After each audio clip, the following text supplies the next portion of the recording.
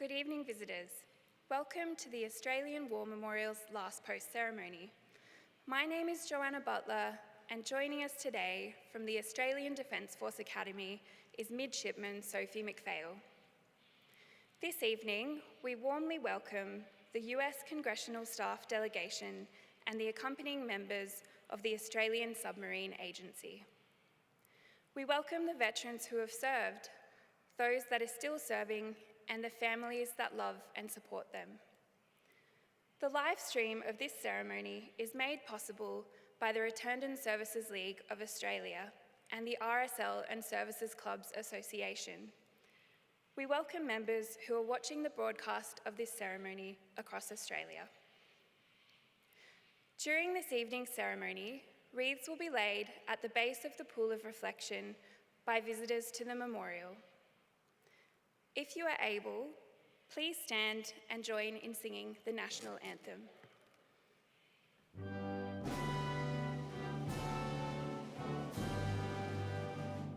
Australians, oh, let us rejoice, for we are one and free. With golden soil and wealth for toil, our home is got by sea. Our land abounds in nature's gifts of beauty, rich and rare. In history's page, let every stage advance Australia fair. In joyful strains, then let us sing, advance Australia fair.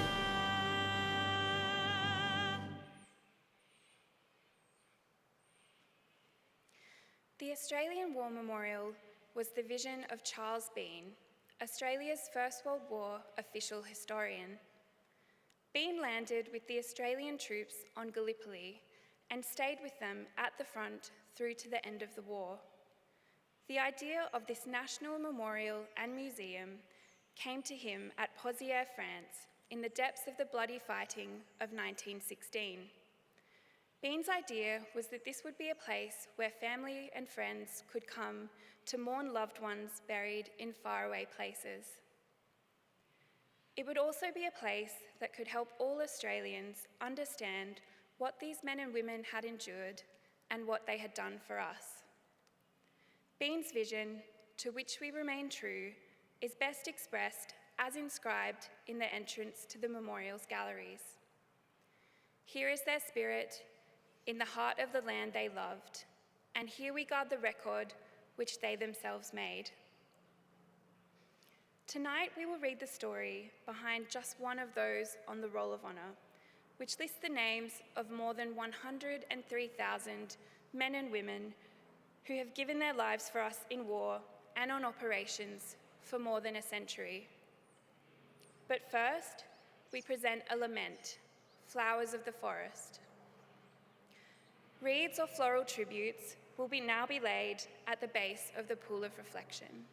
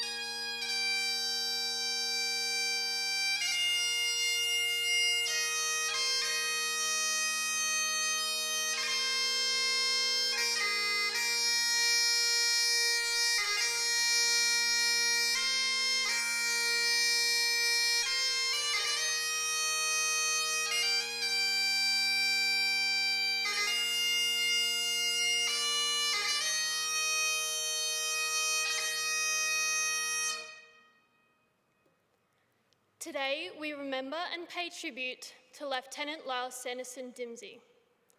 Lyle Dimsey was born on the 7th of March, 1892 in Carlton, Victoria. He was the youngest of 3 children born to William Thomas Dimsey, a police officer, and his wife, Isabella. When Lyle was just 2 years old, his father passed away. Within a year, his mother was married to a Melbourne businessman, Ernest Trotter, with whom she had a further 4 children.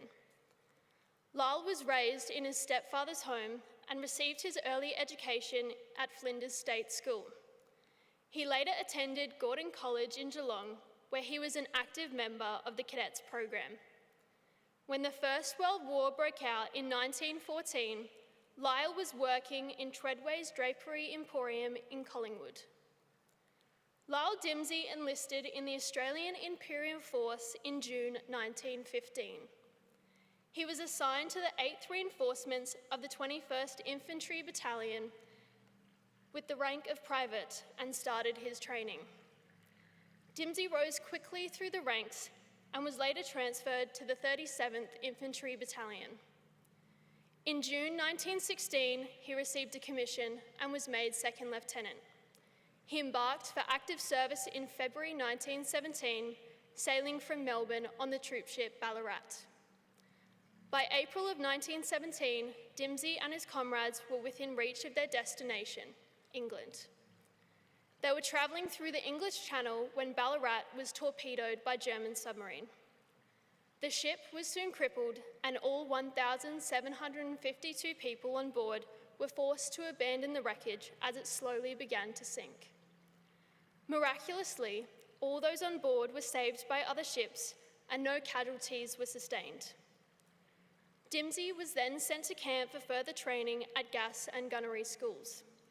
By August of 1917, Dimsey and his comrades were preparing to join the rest of their unit on the Western Front.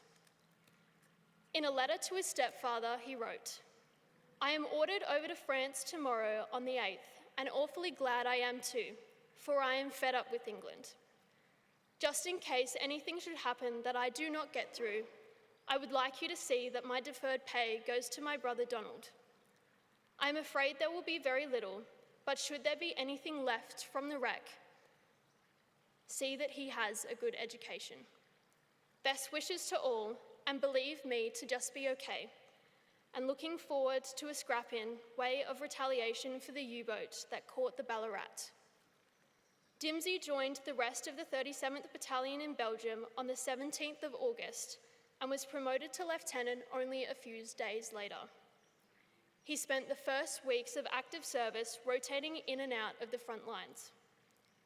It was not until October that he had his first confrontation with the enemy, when Allied forces attacked Broadsand Ridge. The 37th Battalion returned to the front lines on the 2nd of October to relieve British forces. Just 2 days later, Dimsey's battalion began their advance towards enemy positions. They immediately came under heavy shelling and machine gun fire from the enemy, who were just minutes away from launching an attack of their own. The muddy landscape significantly hampered their advance, but the Australian forces forged on through the German assault and gained all their objectives along the ridge. Their success was costly. The Australian divisions alone suffered some 6,500 casualties.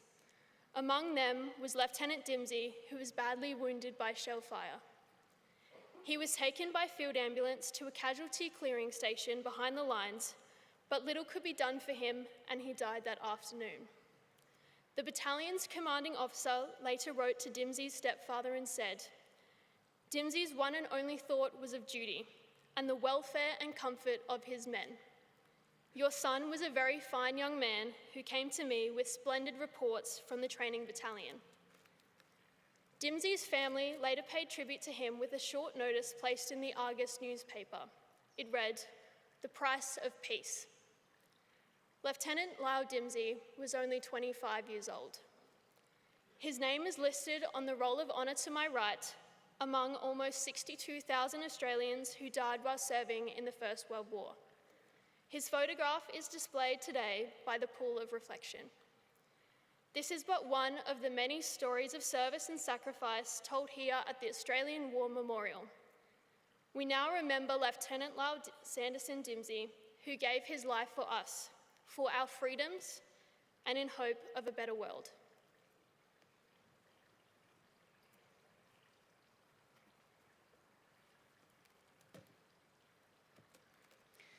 Please stand for the reading of the ode and the sounding of the last post. They shall grow not old, as we that are left grow old. Age shall not weary them, nor the years condemn.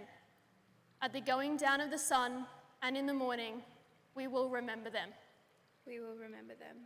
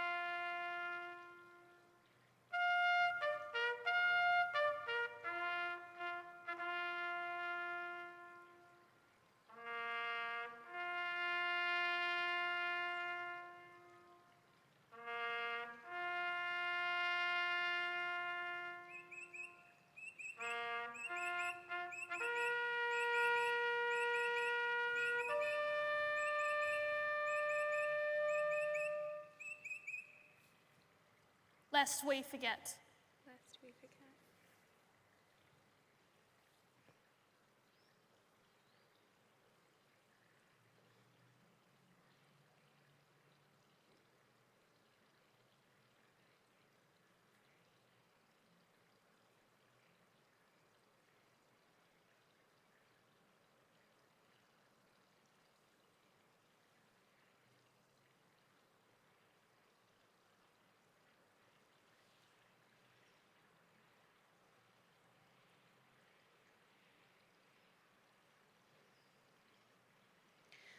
We leave you this evening with the words of the memorial's founder, Charles Bean. Many a man lying out there at Poziere or in the low scrub at Gallipoli with his poor tired senses barely working through the fever of his brain has thought in his last moments, well, it's over. But in Australia, they will be proud of this. Ladies and gentlemen, that concludes the last post ceremony. On behalf of the director, staff, and volunteers, thank you for visiting the Australian War Memorial today and for your continued support during the memorial's development project. We wish you all a very pleasant evening.